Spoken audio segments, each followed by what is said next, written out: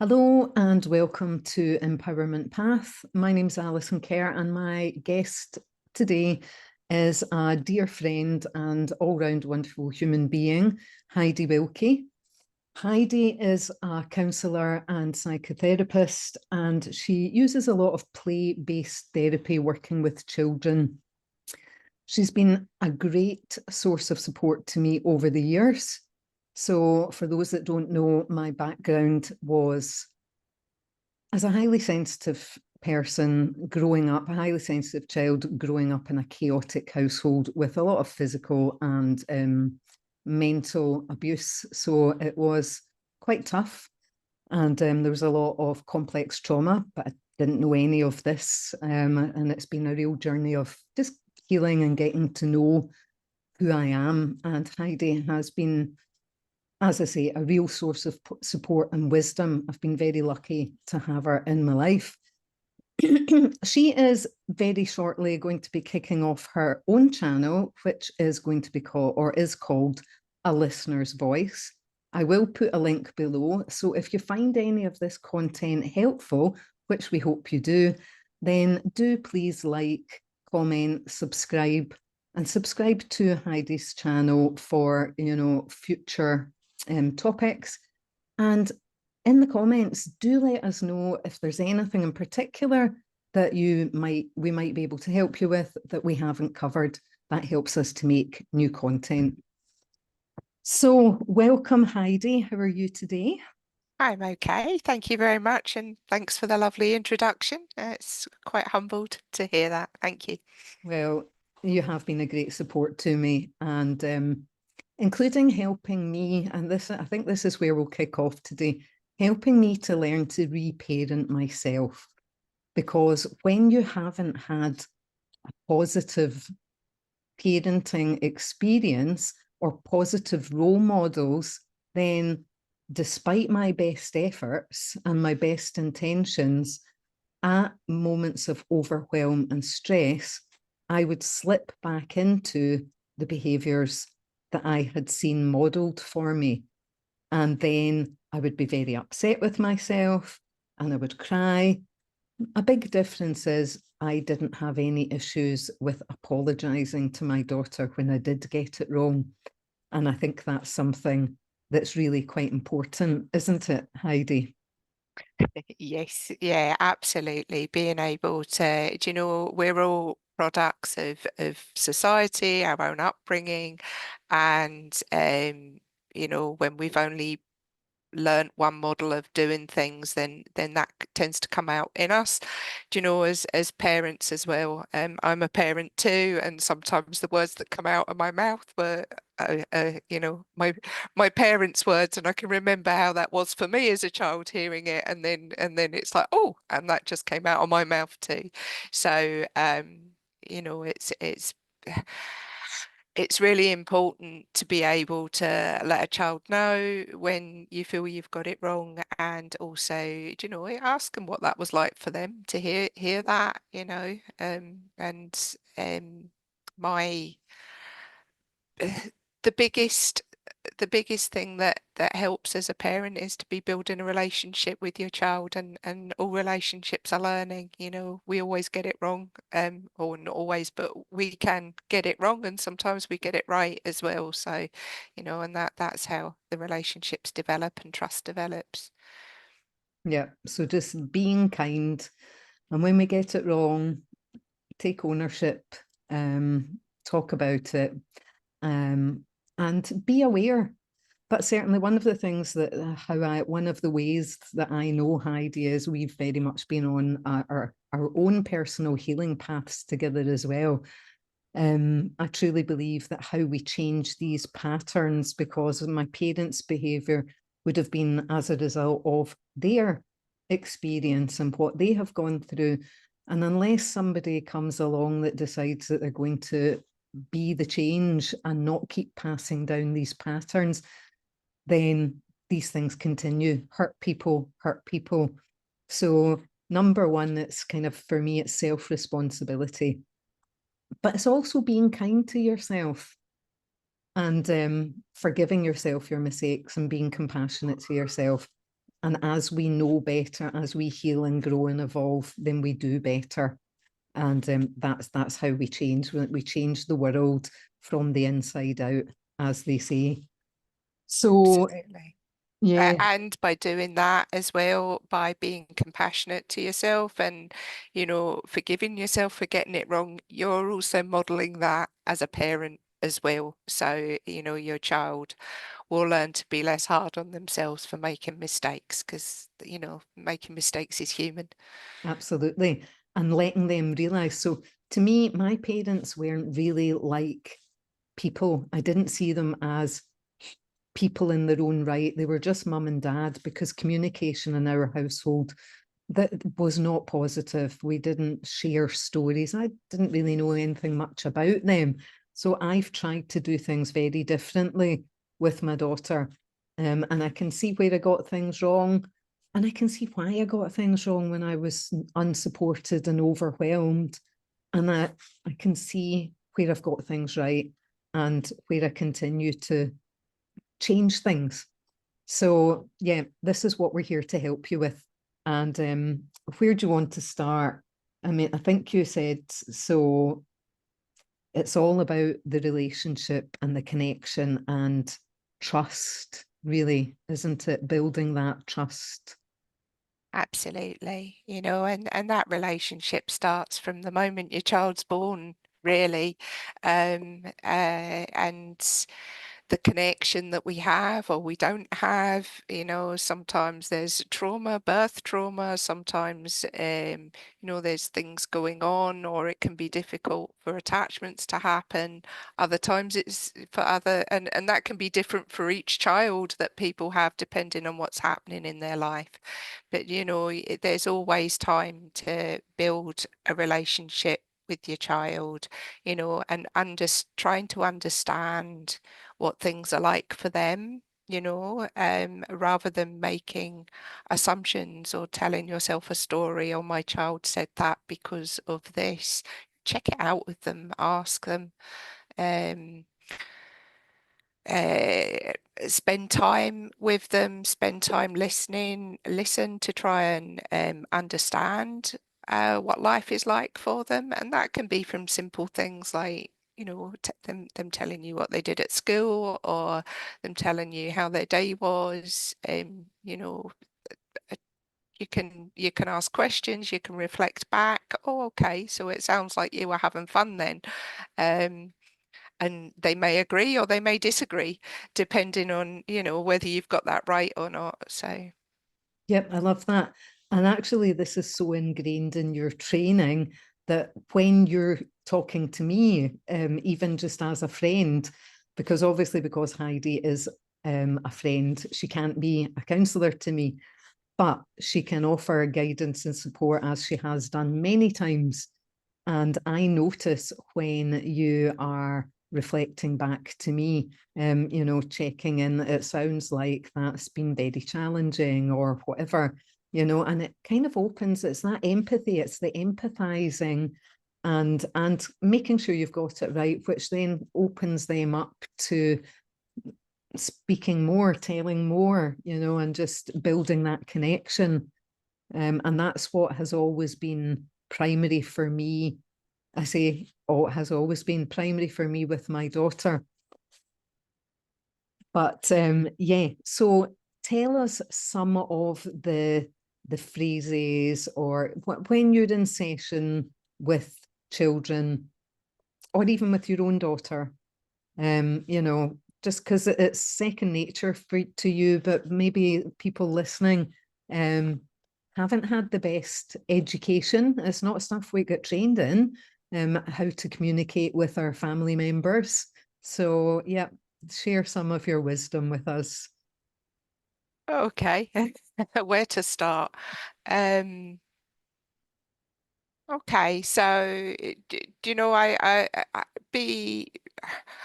I think one of the first things is learn about your child, learn about when they're open to talking and when they're closed to talking, and they're obviously very open to talking if they come to you to tell you something.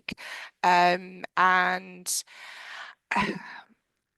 listening to understand is what I feel is key, because when children or young people, in fact anybody, even as an adult, when they feel understood, um, it creates a sense of ease within them, and the more they have that sense of ease, that becomes more of a way of life. And yeah, you might have difficult things happening, but you'll come back to that sense of ease when you feel understood by another person. You can understand yourself better as well. So, if your child is coming up and telling you something really, really stressful that's happened to them, first of all, just let them speak. If there's pauses, usually they'll let you know if they want you to respond or not, because you'll tell by their body language. Other times they might be just pausing to try and think of the next thing to say, in which case you'll see that they're still processing, so they'll be maybe looking up and thinking of something else, and they're not connected with you. They're still connected with their experience. Usually I'll give a child time then. And when they are looking at you and they want a response, I'll often paraphrase back what I've understood them to be telling me. And I'll do it in a really gentle way. And if I feel like I'm not really understanding, I might say something like, have I got that right? In which case they can correct you, and they usually will, you know. And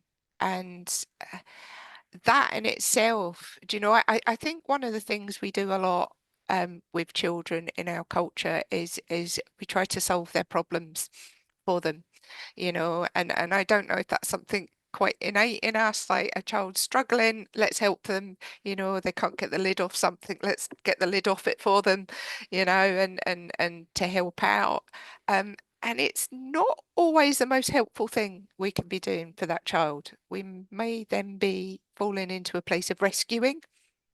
And by rescuing them, we're denying them the opportunity to figure it out for themselves.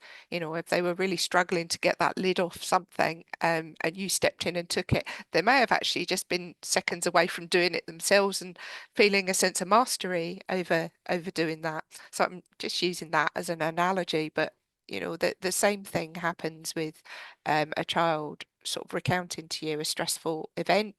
um, and we can be very quick to say, oh, they shouldn't have done that, and this person and doing that, and did you tell them this, and did you say that, and actually just letting the child be heard, letting them know you're trying to understand their experience of what happened without changing it, without giving advice, can sometimes be the most powerful thing you can do. Yeah, that's very helpful, and probably something I wish I'd known years ago, but hey, yeah, very interesting. You did say when we had a short discussion before we came on that really the number one thing is to let your child, when you're communicating, let them understand that you're wanting to work with them, to understand and support them, that you're a team, because Yeah. certainly my experience, it felt as though we were always against each other. So the last person in the world I am going to go to, or was going to go to, for any kind of support or advice or anything would be either of my parents, because I wouldn't expect to get anything positive. It would just be punishment, criticism, whatever. And I won't be the only person in the world that's had that experience. So yeah, that's really helpful. And I know both of our daughters are older now, and I think we've both done pretty well, actually, because we have very close relationships with our daughters, and mine wasn't always like that, but I might go back to that later. And it's even at this stage saying, no matter what happens, no matter what's going on, if you're ever in danger or you're ever in trouble, you can phone me. And I've actually gone as far as to say, if you're somewhere that you're not supposed to be, if you're doing something that you're not supposed to be doing, it doesn't matter. You know, if you're doing drugs, if you're, just somewhere you're not meant to be and you don't feel safe, it doesn't matter. Phone me. And I think my daughter has learned over the years that, see, the big things, she knows she'll get the support. Yeah, I sweat the small stuff and I moan about the messy room and all of all of these things that we do. But I think a very important thing is to let them know that you have their back and they can count on you. And that's that connection and the trust again, isn't it? Yeah, absolutely. You want to, and you want to be a safety net for your child. You want to give them the encouragement to make their own decisions, to find out who they are, to take risks that are not going to endanger them. But take healthy risks, and know that you're kind of there to catch them if they fall, really. Yep, I love that. I feel as though we live in a world right now where our children growing up now don't get the freedom that we had as children. I would be out doing all sorts, which I won't go into because that will be digressing. But yeah, I managed, and nowadays there is and it didn't used to always be play dates. We just all went out to play. Yes, we live in a very different world, but I hear what you're saying about allowing them to take risks, allowing them to make mistakes, but knowing that they've got you there, and not rescuing them. I can see where I've been guilty of that in the Yeah. past, and having someone just explain to you that that might not be the best thing for them makes you have a think. Absolutely. And you saying that you've not always done that in the past, the same with me. I haven't always been I've been working as a counselor, and I've been working with children for sort of 12, 13 years. So prior to that, I very much fell into making similar mistakes, and then you start learning, you're like, oh, I could do this another way, and understanding the benefit of that to your child as well. Your role as a parent is to help your child become as independent and self-reliant as possible, and also know how to ask for help when they need it. Yeah, great. So something I wanted to touch on, and part of the reason why this conversation came about. So I've I've had I'm a single parent, and I went through a really tough number of years with my highly sensitive child who is currently undergoing the diagnostic process for autism, ADHD, and whatever else is there. And my understanding is that I potentially fall under that umbrella too. And as I've learned about the emotional dysregulation and all different things, I can see also as two females, very important as well. Difficulties with my daughter started kicking in when she was 9. So that's when her hormones there was evidence of hormones kicking in. And at that, as she's starting her hormonal journey, I'm coming to the end of my hormonal journey.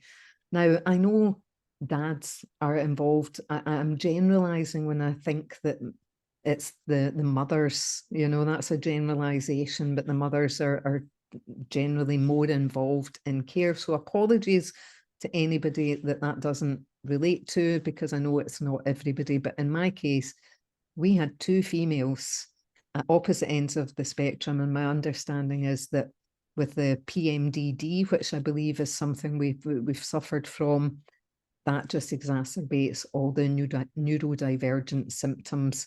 So I can totally understand why that was an explosive time. I was tearing my hair out. I felt like the worst parent in the world. Missiles got thrown on against walls. There was shouting, there was door slamming. It was fairly frequent. It was a struggle. And I didn't have the support, and I didn't have the tools, and I even got to the stage where I turned around more than once and said, you're going to have to go and live with your dad. I can't do this anymore. I think this is the kind of times where I was like, Heidi, help me. And you were a great help, you know. So I wanted to speak to you as people looking for diagnosis of autism and other neurodivergent traits have exploded, increasing 400%. More and more people are, you know, experiencing and learning about neurodivergence. And we've talked about this before as well. Complex trauma and, for example, ADHD symptoms, there can be a lot of similarities. So, this does not purely relate to the neurodivergent. Nobody gets through this life untraumatized. We all suffer traumas. You know, we're being traumatized all the time. And I think people are learning a bit more about what trauma actually is. And I know, Heidi, in your job, you do work with children that have been extremely traumatized by some, you know, really big things. But it can also just be lots of wee traumas.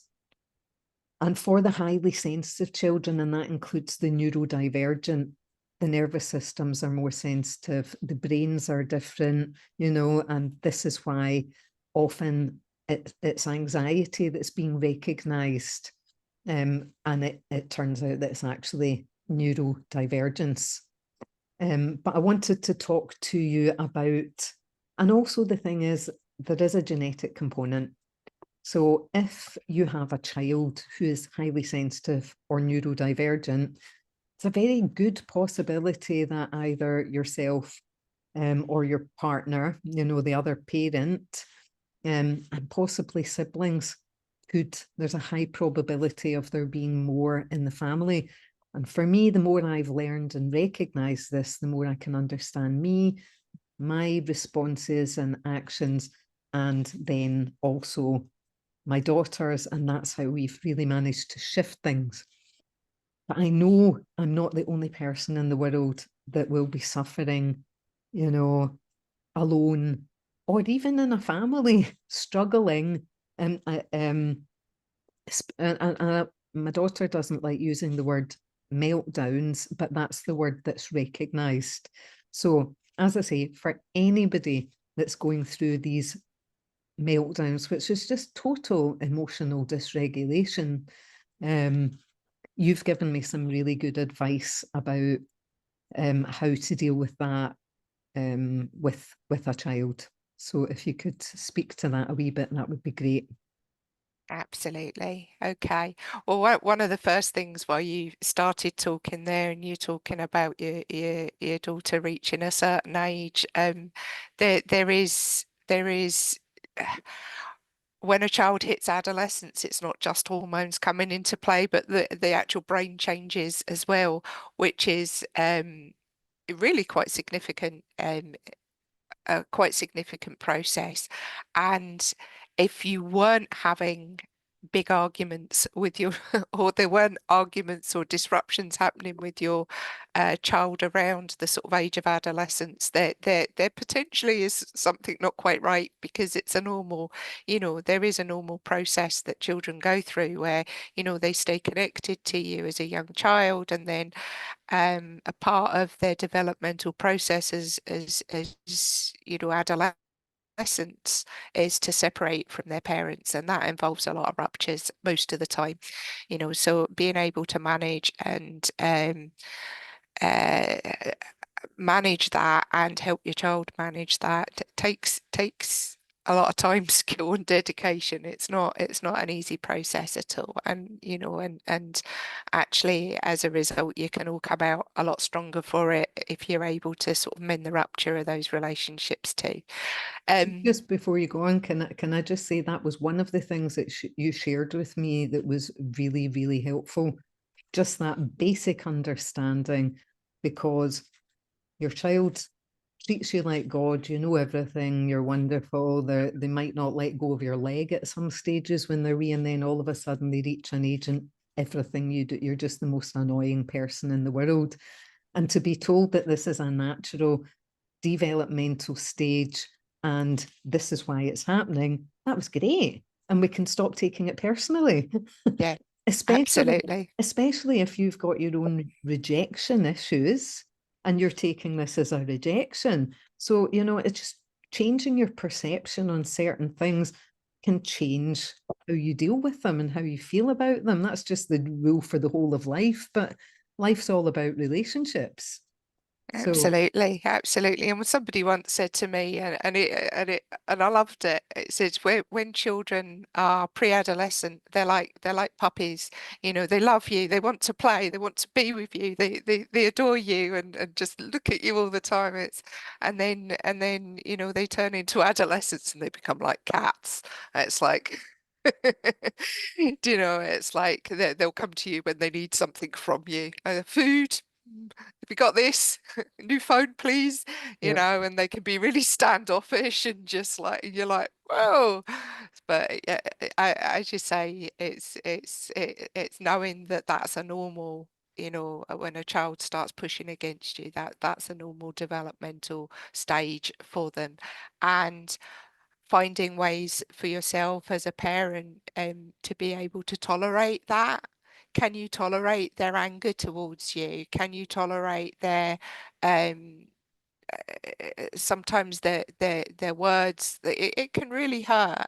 And as you say, not taking it personally, recognizing that this is, like these are normal emotional responses to sort of parental relationships at times. And in the we're safety of the Mhm. family, the people they feel safe with. Um, That's right. That's right. And we talked a bit about teamwork earlier and understanding your child. All of that is very important, and there also needs to be a safe container and firm boundaries as well, for that to really be of the best use for the child. So, being a team with them doesn't mean to say that it's okay to let them be in charge all the time, or make decisions that are really beyond their age and capacity to be making, or to treat you badly, or treat others badly. Those boundaries are really important too. So I think we have gone off topic a little bit from the Yeah. question So it you was originally so it was the asking me. meltdowns. So when you're really in the depths of it, yeah, what Yeah. would your advice be? Well, it's hard to give exact advice because every child is different. If you've met one neurodivergent child, you've met one neurodivergent child. Um, and that also goes for children that are not neurodivergent. It's knowing your child, but also knowing what's being triggered in you. Um, and like you're human. Kids have known you all their life. They know where your buttons are, and they know exactly how to push them. Just as the same as when they run to the lift and press the button. They can do the same with their parents. They know it. So if you're in a two-parent family, whether that's with the child's other parent or a step parent, and you're both working together as a team, this is a crucial like I've got your back, you've got mine. Like if I'm feeling like I'm not going to be managing this appropriately, let the other parent step in, find ways to sort of kind of um, uh, relay with it a little bit, because it can be really tiring.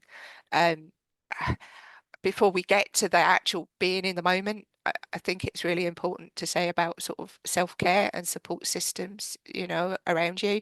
As a parent, you need to be looking after yourself, and making sure that you've got emotional support, or that you've got practices that you put in place to, help center yourself, to help keep yourself grounded in stressful situations, and that'll be different for different parents, whatever works for you. So, when you're in the middle of a situation where a child's become really dysregulated, as much as possible, finding ways to stay centered, whether that's through your breathing, whether that's through really feeling the floor beneath your feet, to try not to get caught up in the lyrics of what a child is saying. Um, you know, if there's things that they're saying that are unkind or, uh, aggressive or not okay, then talk to them about that afterwards, But in the moment, it's not so much getting caught up with what they're saying, but recognizing what the feeling is underneath it. So it's the music beneath the lyrics, and if you can keep yourself regulated as much as possible, um, that helps the child be able to calm down. Do you know it? And we can take that back right to basics when a child is really little and they've had a scary experience. Their heart's really, really beating and they're scared. They run to mama or to dada or to anybody safe and they get a hug. I think there's actual evidence that shows that their heartbeat is regulated by the parents' heartbeat and they start to calm back down again. So it doesn't matter what age they are, there's something about if you're able to stay regulated in that moment, then you will have a calming influence on the child.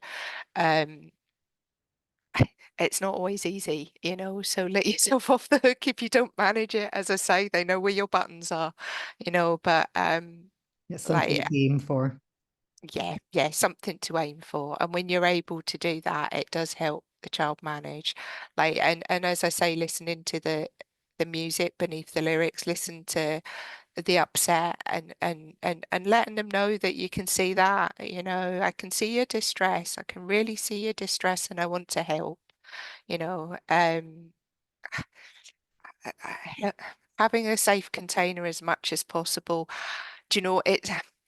Without me knowing your child or what's been going on with you and your child, it's hard to say what the best thing in that moment is to do. And I would speak to your child afterwards. So, if I was working with a parent, I'd be finding out, okay, what's going on? Have you asked your child what's happened for them?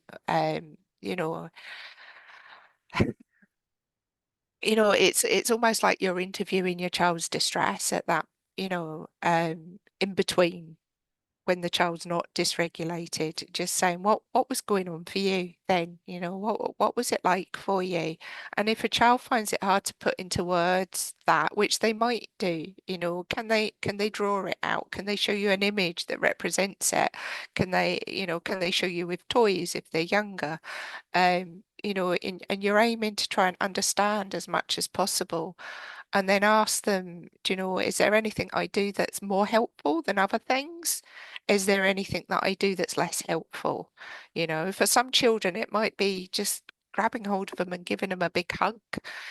For others, it might be just stepping back and being near, but, not interfering and just letting them know that you're there, that you're thinking of them until they've calmed down.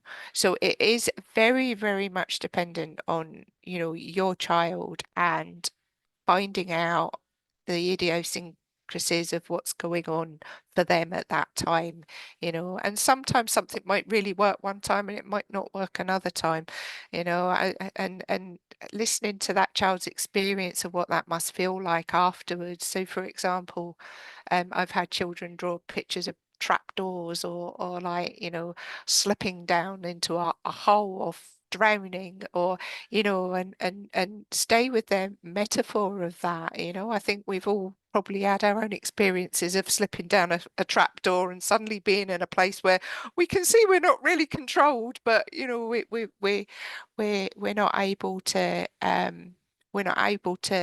come out of that, and there's real, neuroscience has taught us that when we're in that state, um our I don't know if you can see from there, but let's say that's our prefrontal cortex. It actually like lifts away from the other part of the brain, so we're not able to attach our thinking controlling part of our mind to get us back down. So yeah, it's finding a ways to help a child regulate from you. if it's too much for you and you need to walk away because you're at a point of screaming or saying something you're going to later regret, or you feel like you're going, you know, it's just, okay, I'm going to leave now. I'm doing that because I need to calm down and find my center. I'll be thinking of you and I'll be back. Okay. So, you know, rather than just leaving a room, a child that's completely distressed and, you know, and then just abandoning them, because that can really tap into some abandonment stuff. If you've already done that, you know, don't don't worry. Talk to the child, explain later what's happened or what used to happen. You know, things can always be mended, things can always be repaired. And, you know, and it's really useful for a child to hear you say, I got that wrong. I didn't get that right for you, because that helps them say, well, okay, it's okay to make mistakes and we can put it right later. Yeah, love that. I mean, that was some really useful information that I've passed on. I walked away many a timeouts and things did not work for my daughter. And as I was trying to get better, I could feel, and that's another question to ask them, I suppose, with because we've talked about this before. Do you get, do you get any kind of warning? Do they feel something in their body? It's just all investigation, isn't it? When that happens, do you know, when do you know that's where it's going, in whatever words? But for me, I did just walk away. And that was so that I didn't throw a missile against the wall or shout or do something when I was completely emotionally dysregulated and overwhelmed and at my wit's end. And it would have been really helpful just to know that I was saying, listen, I'm just going to, and that I did get to that stage that it was like, look, I'm just going to walk away. And I still do that now. It's like nothing I say or do seems to be helping right now. I just seem to be annoying you. Is there anything I can do for you? No. Okay, well, I'm just going to go away. If you need me, I'm right next door. But I feel as though I'm just making things worse right now. Yeah, And absolutely. Absolutely. You but know, that I found that really interesting when you said let them know you're thinking of them. That's really important. yeah, Even that in itself is like a wee lifeline for them. absolutely. You know, and it helps them know that you're holding them in mind, even when they're not, you know, you're not able to be with them. You know, that is really useful for a child to understand and to know that that's going on for you. Um, Yeah, because you you've know, mentioned that you do that between counselling sessions and just say, or whether it's a teacher and it's the holidays, or whatever the circumstances, maybe it's a grandparent that's going away and they're not, I'll be thinking of you. It's we're still connected. I'm still here in some way. yeah, absolutely, absolutely. Um, and again, you know, letting them, you know, that's really useful for, as I say in my work, you know, if I'm going to be off for a week or I'm on annual leave, I'll say that. In terms of when there's a, you know, when there's in the middle of a kind of uh, a lot of emotion, a lot of heightened emotions, doing that also sends the message that also avoids giving the message that that child is too much for you Yeah. in that moment, you know. So it's important to also own the fact that, you know, this is you that's um getting a little bit dysregulated or needing to just center yourself again, so that you can be there for them. So it's, you know, we need to be really careful about the messages that we're sending our children.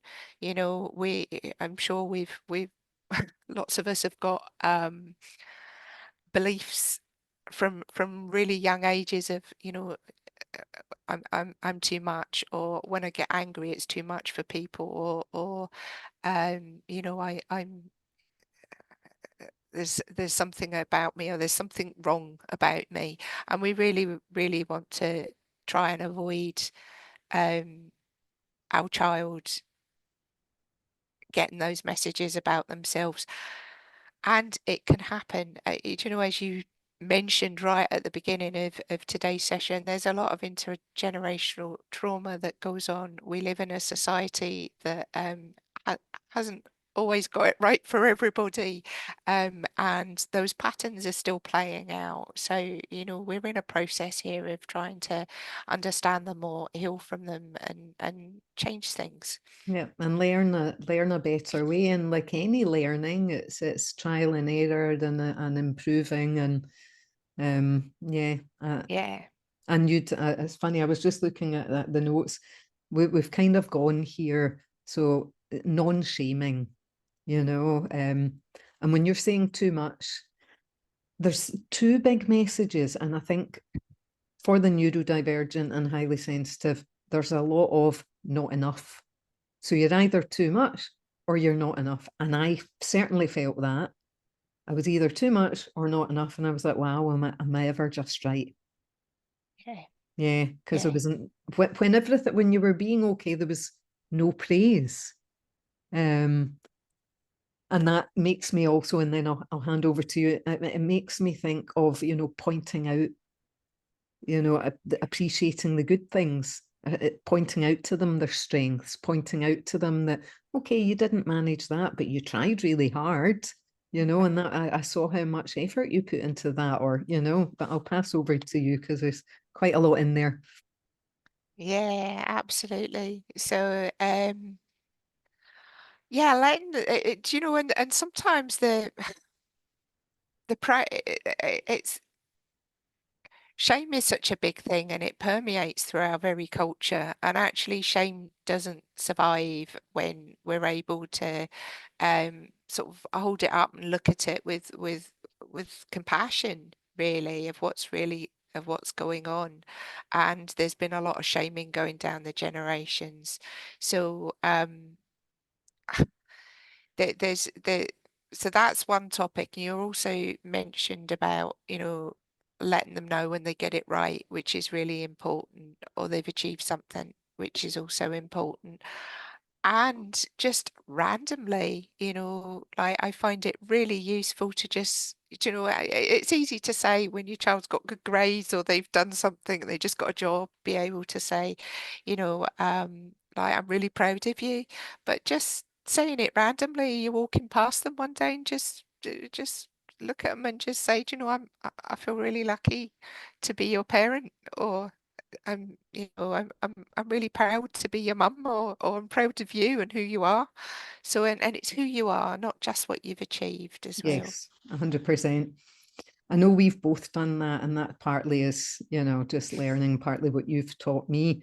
Another thing that just popped into my head was, and I'd heard this somewhere, and I tried it out with my daughter one day, and I did say to her, listen, darling, I just want you to know that there is nothing that you could ever do that will make me love you less. What if I murdered somebody?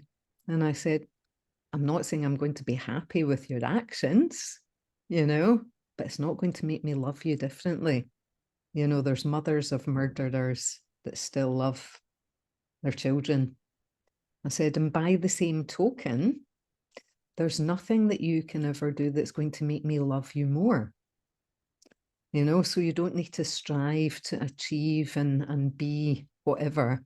I love you anyway, no matter what. I might not always like your behavior or agree with your decisions, so there's, it's just having different conversations and letting them know that they're appreciated and what you appreciate about them, which is not just about being a big, strong, brave boy and not just about being a pretty girl, but that's a whole other topic.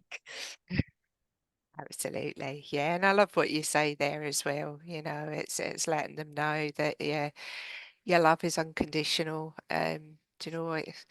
And I think there's something there, unconditional love. There's something there about switching between judging behaviors as well and just letting them know what ones are not okay. Do you know that's not okay? Or I loved your point in in differentiating between behaviors and who they are. You know, that's a really huge thing. You know, I'm not a big advocate of punishments and using reward systems or you know, like restrictions or anything of that. I'm not entirely sure whether they work or not. You know, I I think if a child has done something that has caused a problem or caused some harm, then there needs to be repercussions or consequences to that, and they should be directly related to what they have done. You know, if they've thrown something in anger and broken it, then they need to sort that out. They need to pay for another one. Or if they've said something hurtful, then you know it's getting them to own that and apologize. Um, all of those things are important and a lot more useful than banning them from phones, computers, and things like that, which potentially can cause a lot of resentment. And that resentment can get in the way of your relationship as well. Yeah, 100%. Another thing, just very quickly, because you mentioned this earlier, this was something you said to me too. Just remembering developmental stages I find very helpful. And one of the things that I used to tell myself when I was getting quite frustrated would be, their brain's not fully developed yet. Her brain isn't fully developed yet. Her brain's still developing, you know, which helped me just to put a bit of distance, have a bit of compassion. Absolutely. And there's a really good book. I forget the name of the author, but the book is called Blame My Brain. Have I got it? Have I got it here? No, I'd need to go hunting for it, sorry.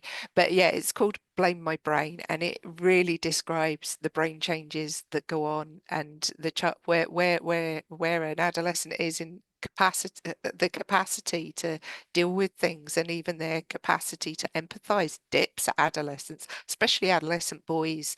You know, there's a period of time where their ability to empathize, and not all of them, you know, there's never a generalization, dips compared with where they were a few years ago or where they'll be again a bit in the future. So that's, yeah, that's really helpful. That's And there's really another, interesting. I never knew that. That's news. And but here's the thing. I mean, I'm instantly thinking, when you're pregnant, how many women get books and read about this is how your fetus is developing, and then baby books. But when we get to adolescence, you know, more tools would be helpful. absolutely, absolutely. So there's Blame My Brain. This is another book that is really helpful. It's called Growing Up Again. There may be a newer edition out, and it's by Jean Ilsley Clark and Connie Dawson. Um, it's the closest thing I've ever found to a self to a guidebook to being a parent.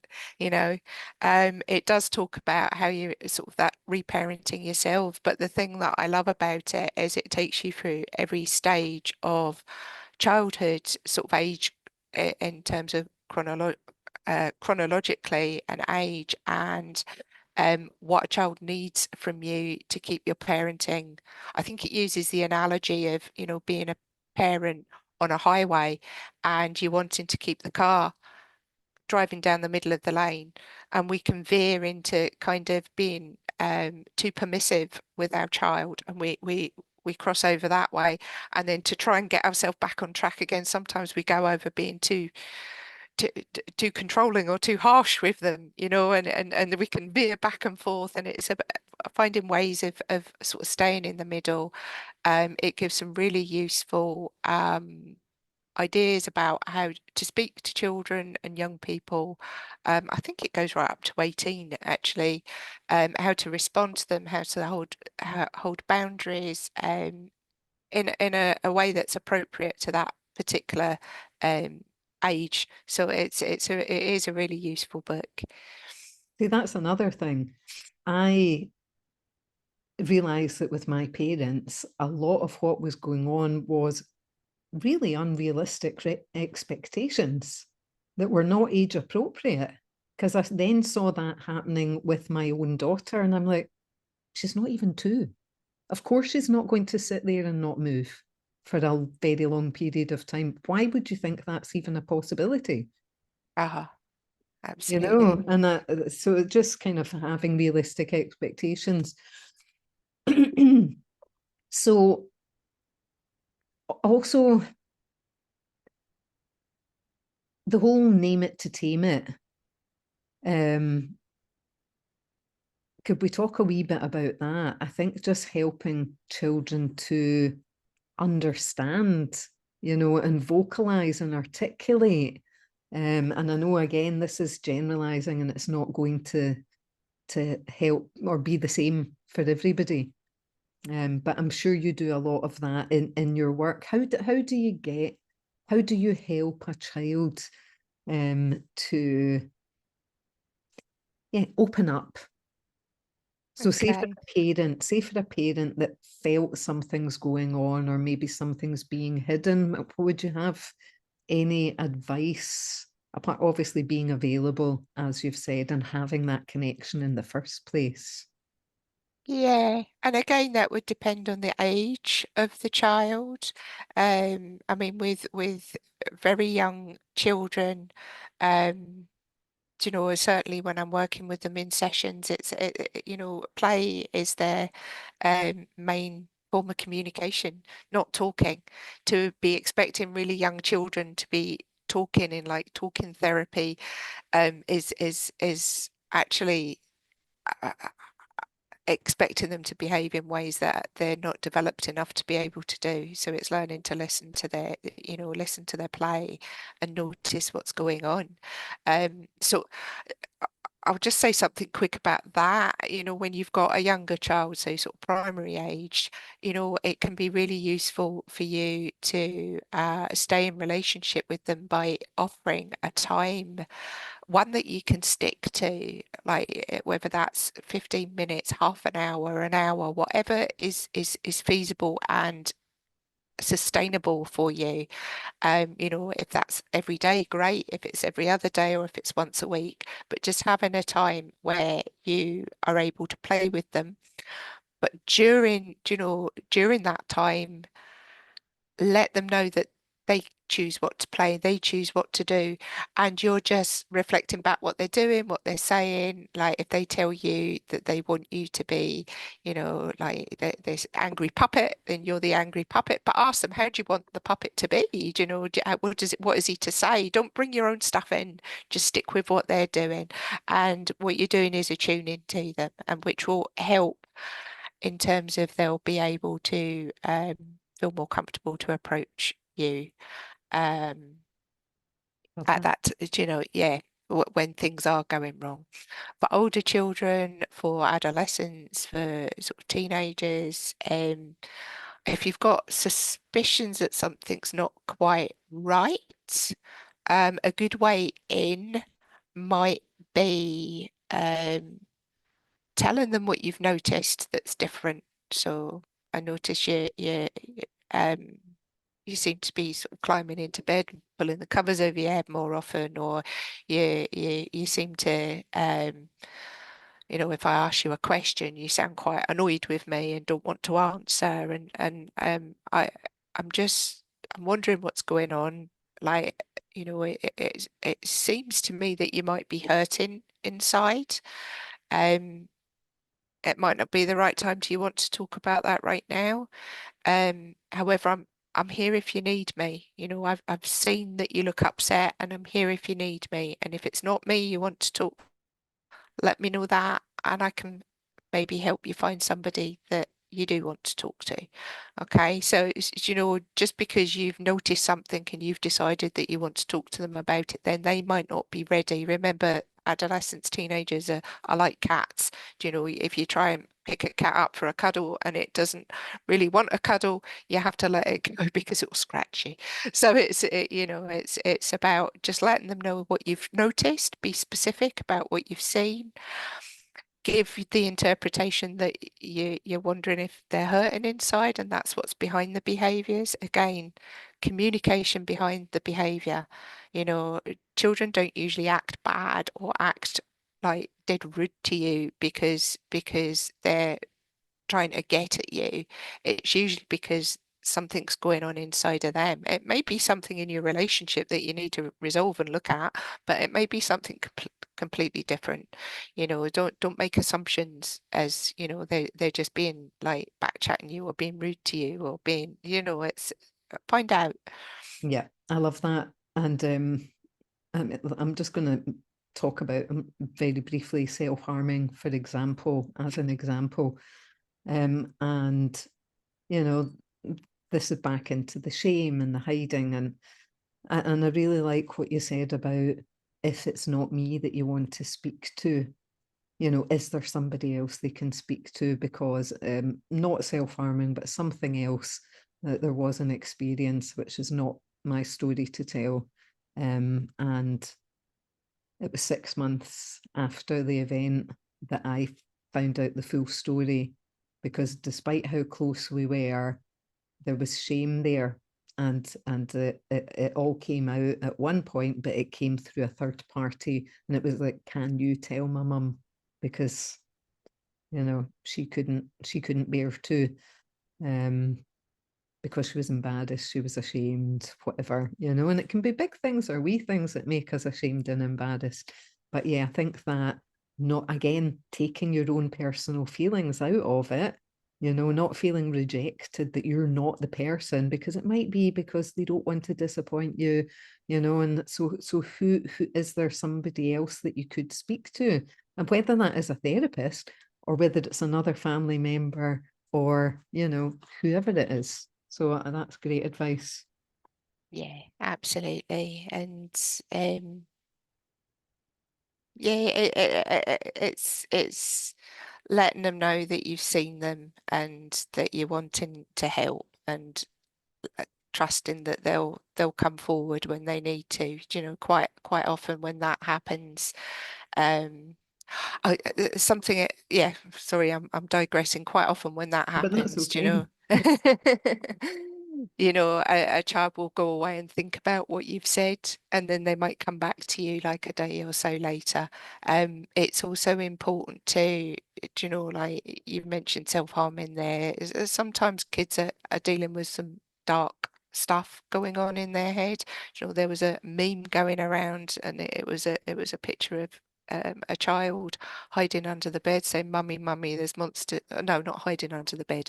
He was on the bed, "Mummy, mummy, there's a monster under my bed." And then as an older, "Mummy, mummy, there's monsters in my head."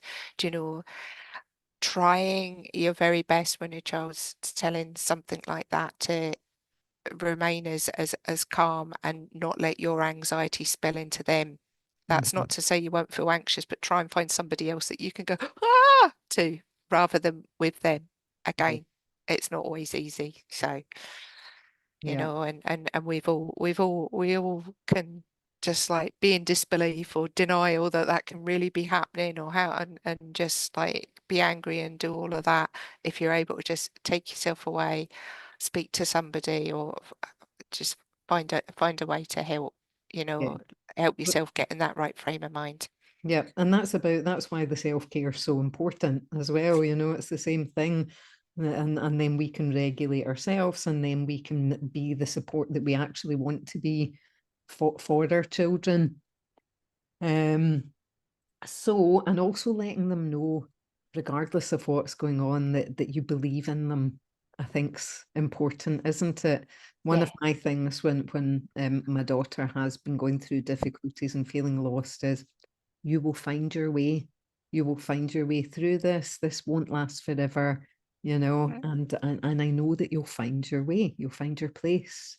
And actually reminding them and reminding yourself as well that, it's through testing things in life that actually we can learn to tap in to our own resources and have mastery over situations. Okay, somebody's experiencing a lot of anxiety. Um,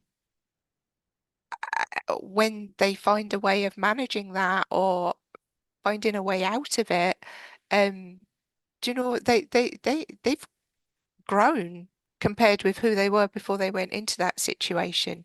Do you know, it doesn't have to be, oh, this is the end of the world. Do you know, like, this is a terrible thing. It can be, okay, what can I learn from this? How can I use this difficult experience to get to know myself more? And as you rightly said, when they feel that you believe in them, that they'll find their way through it, they're more likely to be able to kind of believe in that themselves. Yeah, and also, so I'm just going to talk about bullying and exclusion, and again, that can be very much related to the neurodivergent, but not only them. So when there's a lot of relationship difficulties, and then time has passed and the circumstances are different, being able to say, oh, such and such is going on and I'm not getting involved in that drama, or they're not really a good friend or whatever. But all right, well, you've learned a lot through all of your difficulties, and just feeding that back, and you're quite wise now, and you're good at picking friends that are compatible with your whatever it is, and helping them recognize what they've learned, how they've grown, what they've got Yeah, now that they didn't have. Yeah. And that they've built that emotional resilience. absolutely. Yeah. You know that. So on you go, sorry, to carry on. No, no, that's okay. I was just going to say that's been an hour, and I Okay. don't want to make it too long. Before we ask for any final things that you would like to share, again, I'd just like to say anything in particular, please do ask in the comments. It gives Heidi ideas of what she can potentially be answering on her own channel. We just want to help to be a source of support, and yep, just help to break the patterns as well. So is there anything that you want to share in particular that we haven't covered, or?